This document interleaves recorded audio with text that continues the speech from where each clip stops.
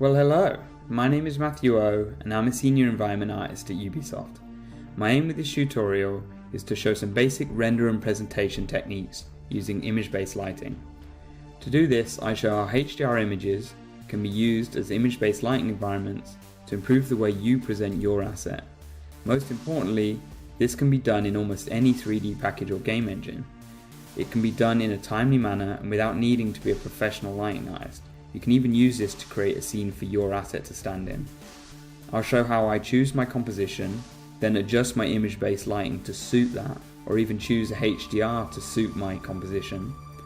Then I'll record some basic compositing techniques that I use to improve the overall image that I would then show to my boss, my client, or just stick on my kitchen fridge. So hopefully this tutorial can be useful to you.